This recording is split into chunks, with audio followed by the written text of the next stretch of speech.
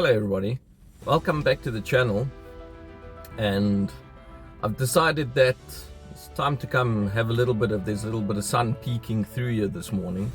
And on my normal school drive and my regular cup of coffee, I've decided I'll quickly do another intro. So those who don't know, my name's Sean. I'm actually the guy behind Over the Pass, and essentially I haven't done a video for a while because the weather here in the Cape has been absolutely foul, and I'll show you guys what the weather looks like here now again. I think in July, Cape Town had 3 times its annual rainfall in 1 month. August hasn't been that much better, and it really hasn't been that good for actually riding, so I actually haven't done any riding. I think the last time that I actually had an opportunity to ride was way back in March. Kind of sad, the motorcycle's been standing that whole time, and yeah, time has kind of passed by, which sucks, but it is what it is. Anyway, so what I actually want to chat about is now in October I've got my next long journey, or my next big trip, and that big trip is going to be essentially what I'd like to call the Blockhouse Route.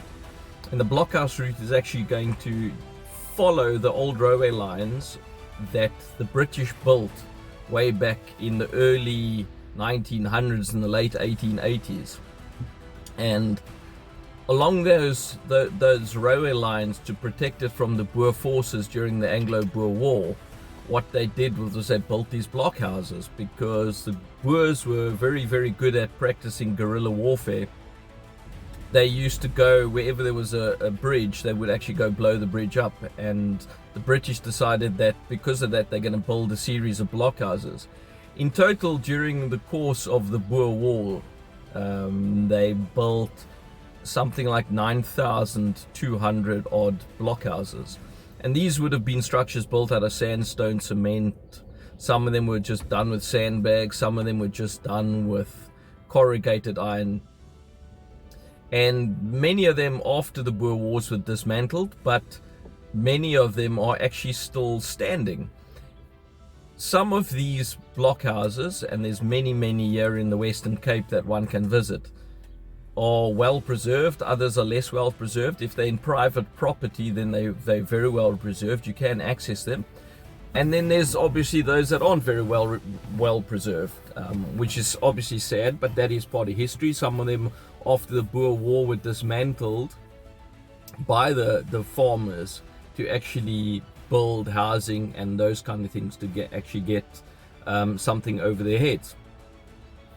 So we are going to do a trip that visits quite a few of these blockhouses and visits some important places. I will do a little bit more of a voiceover of what the plan is, with a little bit of history about the Boer Wars, or what the First Anglo-Boer War, as the British called it. It was actually the South African Freedom War. That's what the South Africans called it at the time, and I will give a little bit of history about that. The Boer Wars were defining conflicts that reshaped South Africa's history and left a lasting legacy. This overview highlights the key events and their significance, focusing on the Cape Province and the Orange Free State. During the Napoleonic Wars, the British took control of the Dutch colony in South Africa, bringing the Boers, descendants of Dutch colonists, under British rule. By 1835, dissatisfaction with new taxes, the abolition of slavery, and cultural dominance led the Boers to embark on the Great Trek, seeking new territories. They initially established the Republic of Natalia, but that was annexed by the British in 1843. Later, they founded 2 new republics, the Orange Free State and the Transvaal, both recognized by the British in the 1850s. In December 1880s, tensions escalated as the Boers declared the restoration of their South African Republic, igniting the First Anglo-Boer War. Key battles included Bronkhorstspruit and Lane's Neck, where the Boers effectively resisted British advances. The decisive moment came at Majuba Hill in February 1881, where the Boer forces, using their knowledge of the terrain, defeated the British and killed their commander, Major General Colley. This victory led to a truce and the Pretoria Convention, granting the Boers self-governance under British authority. This conflict showcased the effectiveness of Boer guerrilla tactics and set the stage for future confrontations. The Second Anglo-Boer War from 1889 to 1902 was a much larger and more devastating war. It arose from renewed tensions over British mining interests and Boer independence. Initially, the Boers had the upper hand, laying siege to British-held towns like Kimberley, Mafeking and Ladysmith. The British responded by sending a large force, escalating the war into a prolonged conflict.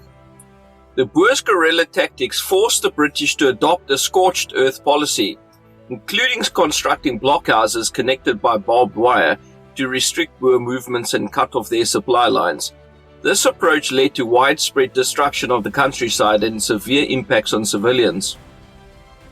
Thousands of Boer women and children were displaced and sent to concentration camps with dire conditions, resulting in high mortality rates and an international outcry. Black Africans were also significantly affected, often forced into labor or military roles, and suffered in separate camps. The war ended with the Treaty of Vereeniging in May 1902, where the Boers accepted British sovereignty in exchange for eventual self-government, which was achieved in 1910 with the formation of the Union of South Africa. While the Boers lost their republics, their resistance shaped South Africa's history and identity. The Boer Wars highlighted the brutal realities of colonial conflict, affecting civilians, women, children, and Black Africans immensely. These conflicts laid the groundwork for future political and social dynamics in South Africa, reflecting the ongoing struggles over control, culture, and independence. To better understand the impact of the Boer Wars, we will visit significant historical sites like Matjiesfontein, Victoria West, Deelfontein, and Burgersfort. These places provide a direct connection to the past, revealing stories of resilience and struggle. I want to invite you on this journey to uncover the significance of the Boer Wars and to honor the diverse individuals who shaped this crucial chapter in South Africa's history. Then I also like to say thanks to Nomad Bags. They are actually sponsoring the channel with soft luggage, which is fantastic. They're just busy releasing a line of soft luggage, which is, it's got double seam welded waterproof bags or waterproof inners, and it's got ripstop canvas outers. So extremely durable. I know that, the material that they're using is very similar to tenting material. And so from Overland Safari Company days, I have had a couple of tents that I still own today, and those tents have been going for nearly 30 years. So if the bags are anything to go by, then you probably pass the bags on to your kids when they go riding around the countryside.